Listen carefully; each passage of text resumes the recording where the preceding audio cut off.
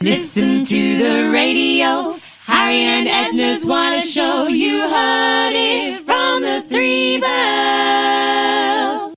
What-o, Harry? And what-o, Edna, and welcome. It's Harry and Edna on the wireless. What-ho? And welcome, it's Harry and Edna on the wireless, where we take you by the hand and lead you carefully through the current UK vintage scene, while being serenaded by motorcycles. Yes, we thought we'd start the show off with a bit of that we are live, genuinely live. Yeah, we record these shows live. Because you heard the motorcycle go past the window. To be fair, I think you're going to be one of those people with a lot of headphones on and listening to perfect sound. But yeah, you may have heard at the opening there, a motorcycle whizzed by. Because it's been a warm day and we forgot we've left the studio windows open. Yes, because it is rather a muggy day today. It was a muggy day when we recorded this show, and you know, you're just opening your mouth and you can hear and you're thinking, guess what, I forgot to close. Yeah, don't mind. Yeah, it's no. So anyway, welcome. Do you know, I just said at the beginning there, we take you by the hand and lead you to the UK vintage scene. Not today. I know, it's so exciting. This is, I wouldn't say this is just, well, it's literally the other side of the world. Literally. We would have to dig a tunnel through the centre of the earth. Yes. To find out. I was talking to somebody face to face, albeit through the computer, from the other side of the world. Yeah, How exciting. Who are we talking to there? We're talking to Greg Poppleton. And who's a doyen of the Australian vintage scene. And yes, there is a vintage scene in Australia, which we talk a little bit about. And he will tell us all about that. Interesting. I'm trying to work out. I've known Greg, if you like, through the power of social media for many, many years. Indeed, we've been in this vintage scene. We're trying to think back. Well, we try not to think back.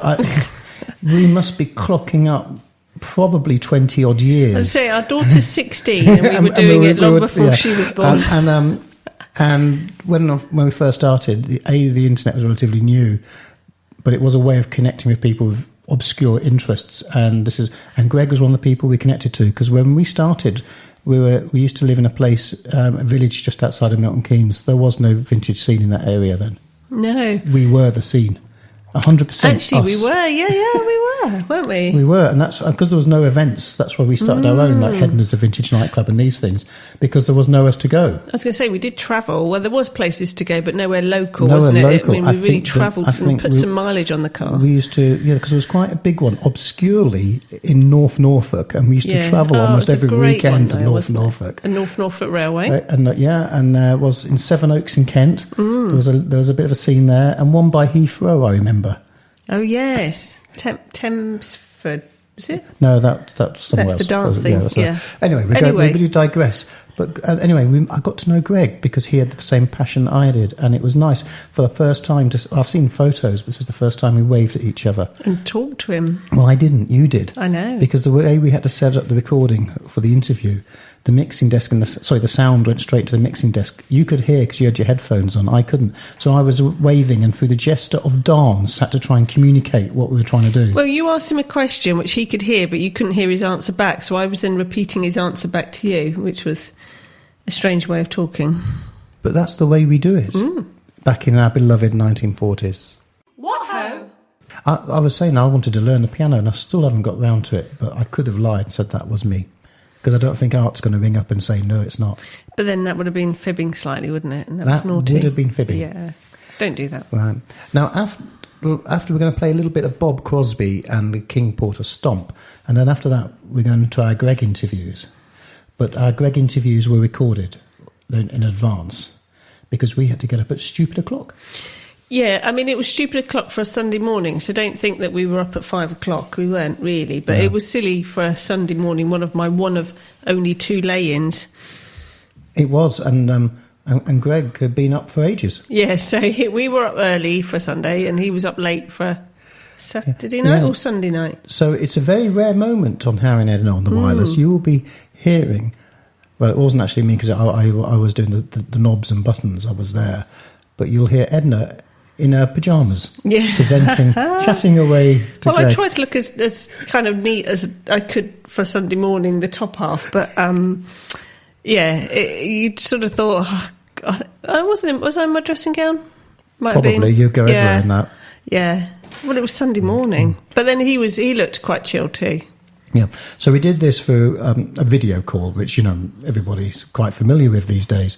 And it was interesting, though, because before we both had to agree that neither of us would video record this and pop it on YouTube, so we could keep the persona going that we are glamorous vintage doyens all the time. Noon, morning till dusk. But no, we. There were some interesting hairstyles between Greg and I, wasn't there? There was, yeah. At least I could scrape all mine back into a bun, sort of thing. So remember this when because literally after the King Porter stopped, we go straight to the interviews. Thinking we should have done this afterwards, because at least when people were listening to the interview, they could have thought we were all there in our vintage loveliness. And they're going to think of us in our pyjamas and Greg in his waiting to go to bed. I just remember thinking I've got to give you a bit more coffee before, if you've got to talk and be interesting. Yeah. I needed a pot. I had a pot on the standby, didn't I, next to me. Kept topping me up. Because takes a pot of coffee to get Edna out of bed in the morning. But it was also the first time we'd done interviews. You heard us before doing these on like telephone interviews.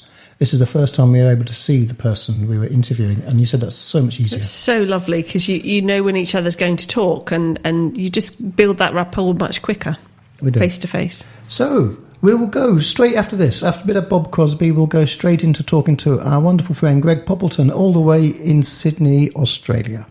What ho? I'd like to welcome to the show Greg Poppleton, who specialises in singing songs from the 1920s and 1930s and sort of sticks with that style. It's really exciting because you're talking to us from the other side of the world. Welcome to the show, Greg. Thank you, and hello everybody tuning in. Yep, I'm talking from Sydney in Australia. So if you look down at the floor and you think a few thousand miles through the core of the earth, I'm at the other side.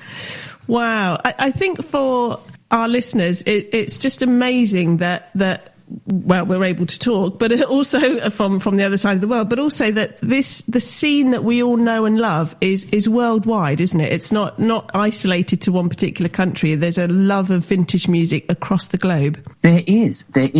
All across the globe. And in places like, for example, Russia seems to have a swing dance culture and a vintage music culture, which you wouldn't expect because of its history as a Soviet Union. And, of course, throughout the English-speaking world, throughout Europe, different countries seem to be more into it than other countries. Certainly the United States and the UK has a big scene. New Zealand has a fantastic festival because of its Art Deco city, Napier. And Australia has never really been much of a jazz and swing country, but it does have a dedicated swing dance scene and also a dedicated audience of people who love the music from the 20s and the 30s and the 40s and who like jazz and swing.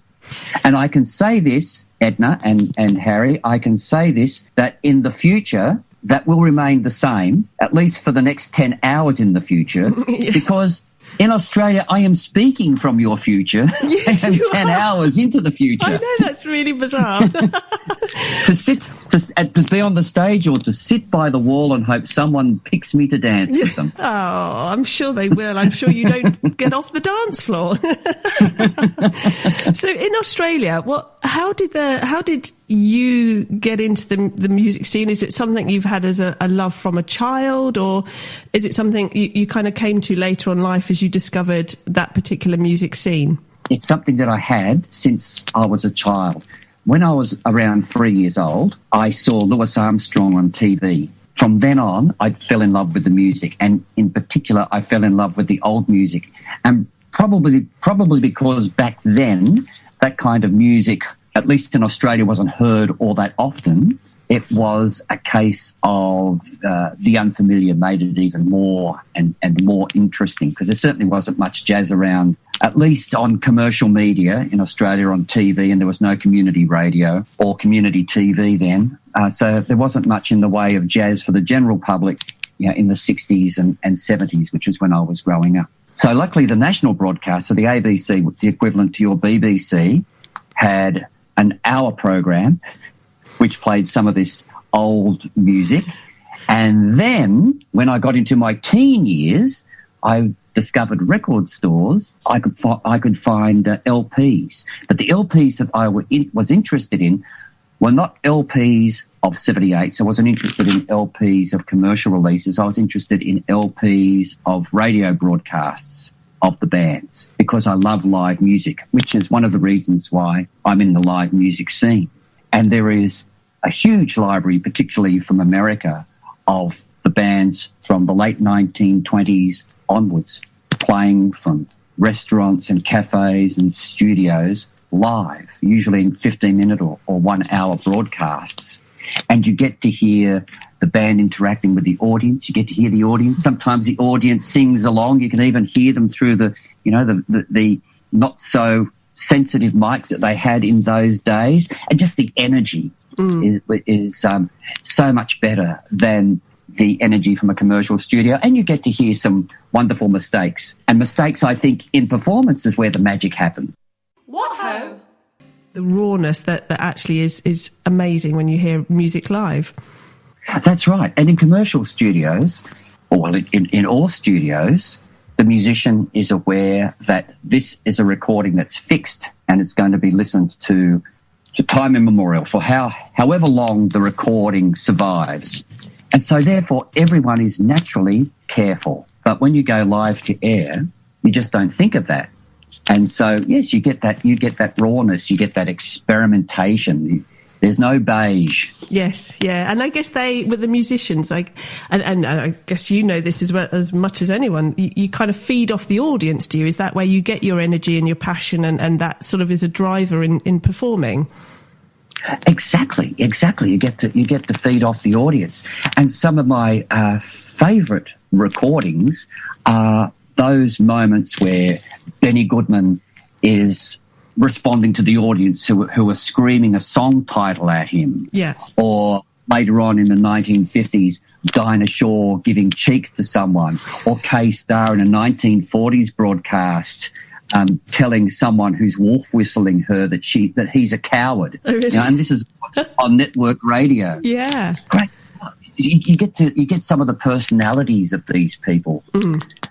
They don't just become audio artifacts. They aren't just fixed black and white images. Yeah. But you get a sense of them and the personality, as you say, and their energy and performance and a bit of their character, I suppose, which you can't necessarily pick up from like you say, a static recording. Yeah, yes, exactly. Exactly. So how did you, as you sort of developed your love of music, what was the turning point for you that you decided that you would go into this as something that you wanted to do? It's a bit complicated, but I suppose it started off with community radio. Yeah. I was a chemical engineer and very, very unhappy because as a kid I wanted to perform, but I come from a family where nobody performed, and we didn't know anybody who performed. Right. And the people who performed, the people on TV, the people who broadcast, they were on another planet, and we were basically there to work and build things. But then, while I was a chemical engineer, there was a radio station that started here called Radio for the Print Handicapped, which it's still called Radio for the Print Handicapped, but maybe its name might change with the fashion, who knows. Yeah. And they read out newspapers and magazines, and they were on, as fledgling radio stations are, they were on for just a few hours every day. And I heard the close of a broadcast at 2 p.m, and the reading was great. And then this guy came on and stumbled and fluttered around saying that was the end of the broadcast. And I thought, I could do better than that. So I applied. And so from there, I got into kind of community radio. And then I went into another community station where I still am, a station called 2SER in Sydney, where I still do my jazz and swing radio show. And then that led to meeting people. In particular, a blues singer, an Australian blues singer called Kate Dunbar. And she said, you might have something in your voice. Why don't you come round and go through a few songs? And then I started learning songs from her, not so much learning to sing, but learning songs from her and meeting musicians. And then I put a band together with some friends and it went from there. What ho? Greg Poppleton, our good chum Greg Poppleton, Edna chatting to him. He's in Australia, lovely Sydney, and we were here on our beautiful Isle of Wight. And the 2 tracks you heard, that was, of course, Greg singing. Now we've got more Greg coming up after I play a little bit of Earl Hines, and then we'll have 2 more chats with Greg. But, you know, we recorded so much material chatting to Greg. We're going to have to, and it's really good stuff. He's such an interesting chap to talk to. We'll have to play it all again. Now, as I said, this is Harry Edna on wireless. You can hear us, you know, well, of course, radio is by far the best. We're on internet and FM radio, but we are also on internet streaming via Mixcloud. And if you go to YouTube, we put the podcasts on YouTube. And in fact, our podcasts, I'm getting better at uploading them, actually. They're available for all the usual places, primarily through Speaker. If you want to get hold of any of this, just go to our website, which is harryandedna.co.uk. So here's Earl Hines and a track called Jilty Man, and then we're going straight back to Edna chatting to Greg, plus 2 more Greg tracks following on from there. Just life can't get any better than this. What ho? And that led to some albums. Yes, that's right. That must have been exciting. It was very exciting. The first album I put together in 2006, and all the albums have been carefully crafted, Edna. Yes, I'm sure. Oh, yes. With hand-chosen songs recorded in bespoke studios, no less. No expense spared, I assume. No expense spared. Now, you know, that is an interesting point, no expense spared, because it is something that I have learnt, and that is no expense should be spared in recording. I have spared some expense in a few recordings. I think the music has suffered from it. Right. Recording an album needs somebody behind the desk who not only understands the music, which I've always been careful about. I've always interviewed the people that are going to do the recording so that they understand the music and they understand the sound, but they also have experience and that they're, in the sense, like producers, in that once you tell them what it is that you're going to do, once they hear a few samples, it becomes a collaboration. Yeah, I'm guessing that I never really picked up on that before. Is it because you're trying for a different sound that they might be used to? Are they going to try and match you to something modern where you're not trying to achieve that sound? That's right. And the collaboration comes in by meeting people who are open. They are usually the people who say, well, give me some examples of some of the things that you listen to or some of the stuff that you've recorded before. And then you provide those things and you listen together and you say, okay, so here are the guidelines. I don't want it to deliberately sound old. I want it to sound clear. The age or the age authenticity of it will come through the way that I naturally sing. Yeah. Anyway. Yeah. Yeah. So then it becomes a collaboration, as distinct from going into a studio and say that studio may just record hip hop or rock, and they just think, oh, I'll just take the money and push the levels up, auto tune, push the levels up, and away we go. Yeah. What ho? When you brought this band together and you were sort of trying to create some of the sounds, did you have a vision in mind of what you wanted it to look and sound like? Or was it a little bit of, okay, once we get playing together, it maybe heads in a different direction to the one that you first envisaged? Is it something you craft as you go along? Now, the albums are crafted. The band itself, I suppose, now I'm trying to think. I was going to say I'm not an organised person, but that's not true. I'm not a person who is, strangely, I'm not nostalgic. I love the music. I love the songs. I think the songs are well crafted. I didn't want to become a band that imitated the sound of the 20s and 30s. Right. But I wanted to play with musicians who I liked playing with and who I respected. And luckily I got to play with musicians who are very respected locally and have also played around the world. So the sound that I make isn't authentic 20s and 30s. And so for people who are thinking, that doesn't sound like a 20s band, yes, that's true. But my voice is authentically 20s and 30s. I mean, I've never really listened to rock music. When I say really, it is, well, I've heard rock music on the radio. I hear other types of music on the radio, but I don't listen to it. I don't imitate it or anything like that.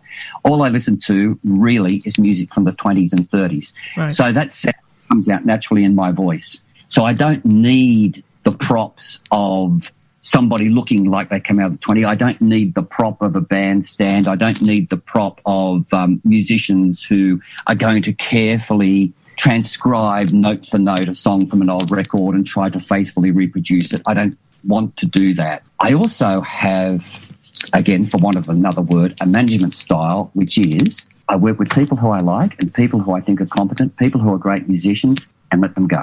Yeah. Let them do what they're good at. I was a very bad horse rider when I was a kid, and one of the things I was taught was when you go down a hill, you let go of the reins, and you let the horse find its way down. And I think it's the same with music. Yeah. You let go of the reins, and let the musicians find their way, and you discover wonderful things when that happens. What ho? You Are My Sunshine, Greg Poppleton. If you want to get hold of his music, he's done numerous albums, as he said. There is only one Greg Poppleton. And how do we spell Poppleton?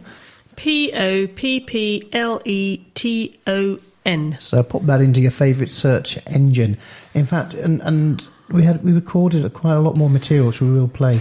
And if you go to a previous Harry and Edna show, all our shows are on back catalogue. So if you go to harryandedna.co.uk and you scroll back about 900 of them, you'll find one when we reviewed his album, if you remember. And we talked about his acting career, for the man has been in, was it Chronicles of Narnia? Did we talk about his acting career? We did mention it, okay. And Moulin Rouge, and as well as quite a lot of, domestic Australian TV and radio stuff. And the whole thing we didn't talk about, did we? We talked about it off air, but we should have recorded it, really.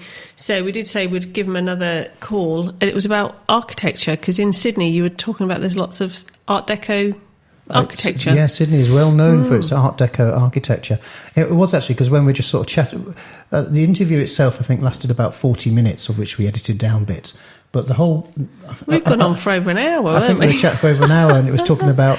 because he was talking about where he lives and... Well, he noticed and our the decor history. in our house, hadn't he? And then we got onto decor, and then we got onto Art Deco, and then that was it. We were off on a whole other tangent, which was a shame we didn't record it. Yeah, because it was really interesting, particularly to hear how... literally the other side of the world, how their take on Art Deco and their love of the history of that, our beloved... And how expensive Art Deco houses are there now, because it's a real sought-after kind of iconic house. I mean, Sydney's one of the most expensive places in the world to live anyway, and then on top of that... It's an Art Deco house. Art Deco house. Although, I didn't ask, but I wonder if you can get aircon, because it's hot out there. Yeah, I don't know. Or do you have lots of fans? You have to... constantly, be like those Regency ladies with little fans wafting yourself every now and then. Yeah. Sorry, I was facing you, and I wasn't facing you, dear listener, and that's why I was a bit muffled. Well, you were sort of replicating fanning yourself at me. I was. It was a visual thing. A visual thing that works incredibly well on radio. Yeah. We better quickly play another track. It's Hep Hep, the Jumping Jive by Nat Ganonia. What ho? There you go. Now, someone's got to correct my announcements there, because I was a bit off. Yes, it was Nat Ganella. It's my eyesight. It's just not as good as it was. Well, that's round up the show. We're going to leave Sydney. We're going to leave the Solent. We're going to go off now. So it's a quick toodle pip from me. And a tinkety tonk from me. What ho?